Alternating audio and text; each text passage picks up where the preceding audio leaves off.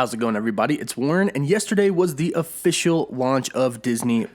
And as some of you probably saw, there was just a ton of new Marvel content released, many different deleted scenes for Avengers Endgame, and a new video from Marvel called Marvel Studios Expanding the Universe. You may have caught my video on it yesterday before it was taken down from YouTube. But if you didn't, over the next couple of days, I'll be going over different parts of the video, and today we're going to start with the Loki teaser that they gave us. There's a lot to go over with what they gave us in Expanding the Universe, including some big plot details about what the show is really going to be about and how it's going to tie into other series. There's also some things that Tom Hiddleston has recently said in some interviews as well, so I'll be sure to cover that in this video, of course. And if you're new to my channel and you love Marvel content, be sure to subscribe. I post Marvel content daily, and I'm also doing an Xbox One and PS4 giveaway right now. All you have to do to enter is be subscribed to my channel with the notifications turned on, leave a like, and drop a comment down below. Now, I would love to post the full video of this teaser, but as you saw yesterday, Disney copyright claimed my video, which they will do again today if I post it, so we're just gonna go frame by frame while breaking this thing down. So this teaser starts off with a ominous green light flashing in the background. The light fades in and out, which causes the screen to fade in and out, and around it we can see all of these letters that are floating around this green light. Now, the letters around it are all L's, O's, K's, and I's, of course, Loki. Now, as this green light is flashing in and out and we see the letters for Loki surrounding it, we can hear this sort of ominous, mysterious music playing in the background. And it almost sounds like something that you would hear in Sherlock Holmes and Harry Potter, which kind of makes sense because Harry Potter has to do with wizards, and that's essentially what Loki is. He's a sorcerer, but he's also the god of mischief, and he's mysterious, which kind of fits for Sherlock Holmes and Harry Potter. So the camera ends up moving around until eventually the letters form the word Loki, of course, and then we hear the words of Marvel Studios president Kevin Feige. And he says, another unbelievably exciting thing that we're getting able to do is to do a live action series with a character that I think you know, who has been one of the most popular characters in the MCU for years. Loki is coming to Disney+.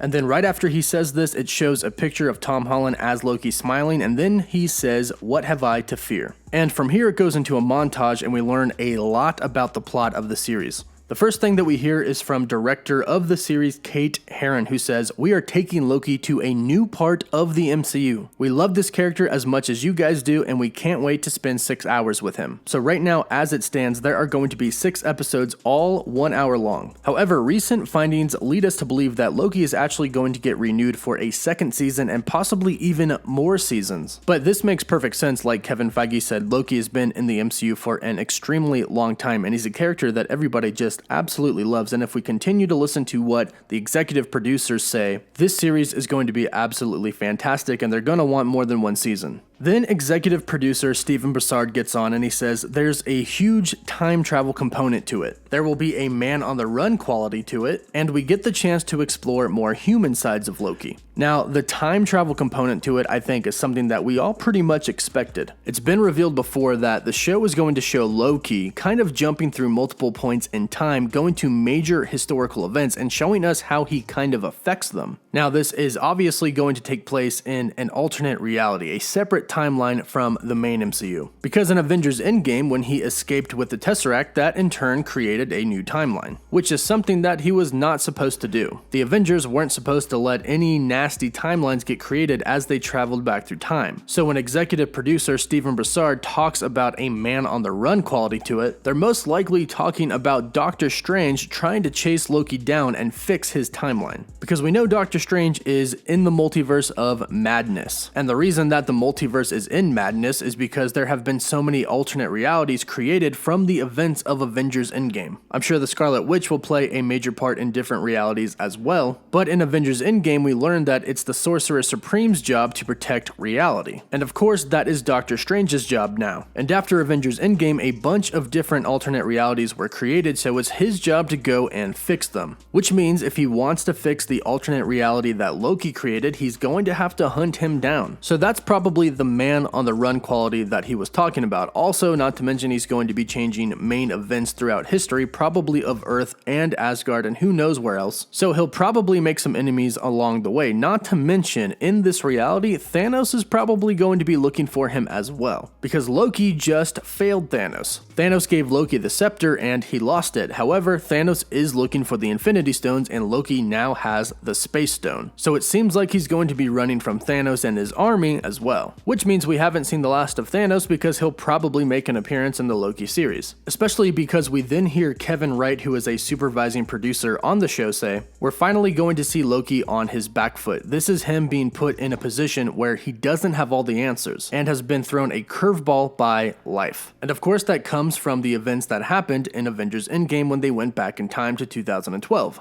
And then Michael Waldron, the head writer and executive producer for the series, says that it's going to explore the questions that we all have, like what happened to Loki, where did he go after Avengers Endgame? And then we hear Kevin Feige say he goes to a number of places but he doesn't want to spoil them. And then we hear from Tom Hiddleston himself and he says this is one of the most exciting and creative things that he's had the opportunity to do. And based off of everything that we just heard in this teaser for Loki, it is going to be insanely creative. And in a recent interview, Tom Hiddleston was asked the big question, did Loki really die in Avengers Infinity War? Because remember, he's the master of illusion, he's the god of mischief. Thor even said in Avengers Infinity War, he's died before, but I think he's really dead this time. But is he?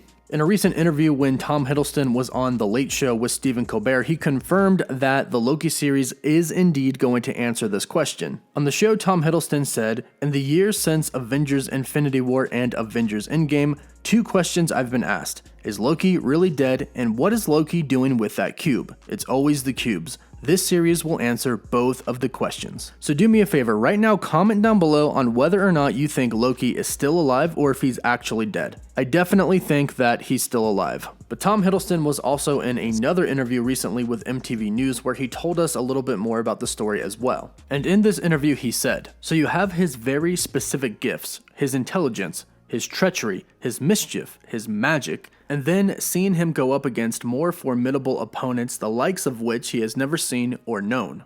So in the interview, Tom Hiddleston says that in the Loki series, we're going to see him go up against more formidable opponents, the likes of which he has never seen before. And this is extremely interesting because if we think about it, we have seen him go up against some really powerful villains. He went up against Hela in Thor Ragnarok, who even his brother Thor couldn't kill. And of course, he went up against Thanos in Avengers Infinity War, who ended up killing him, or at least that remains to be seen. But we do know that this alternate timeline version of Loki is eventually going to make his way back into the main MCU timeline. We know that the Loki series is going to directly set up some of the events that take place in Thor 4, Love and Thunder, including Loki jumping back to the main MCU timeline and bringing with him a version of Mjolnir. This is supposedly how Jane Foster gets Mjolnir and transforms into Jane Foster Thor. And this is rather interesting as well because Mjolnir typically has a worthiness enchantment on it. So unless Loki visited an alternate reality in which Mjolnir did not have a worthiness enchantment on it, Loki is now worthy enough to pick up Mjolnir. So we are going to see just a total transformation from Loki in this series because again, the 2012 Loki that escapes with the Tesseract is a completely different Loki than we see in the beginning of Infinity War. So we're definitely going to see Loki do a major transformation over the course of this series. And then it has been officially confirmed that Loki is going to tie into Doctor Strange in the Multiverse of Madness. And this was confirmed just a few days ago by Disney CEO Bob Iger and Marvel Studios president Kevin Feige. And again, there's really 2 ways that Loki could tie into Multiverse of Madness. One way, of course, is what I mentioned before. Doctor Strange is going to try to fix all of the alternate timelines that were created during Avengers Endgame. This means that Doctor Strange is going to have to hunt Loki because Loki is going to be jumping throughout different points in time. And every time he jumps to a different point in time, he's going to create an alternate reality with whatever actions he does. And since they just revealed to us yesterday that Loki is going to have a man on the run kind of concept to it, this makes a lot of sense. Another thing is that Wanda, the Scarlet Witch, actually kind of has some similar powers to Loki. Now, Loki is a sorcerer and he knows magic, and the Scarlet Witch got her powers from the Mind Stone, but their powers aren't that different, so there's always a connection that could be made between the two of those characters. But whatever that connection is, it sounds like the Loki series is going to be absolutely amazing and is going to be a major, very important part of the future of the MCU.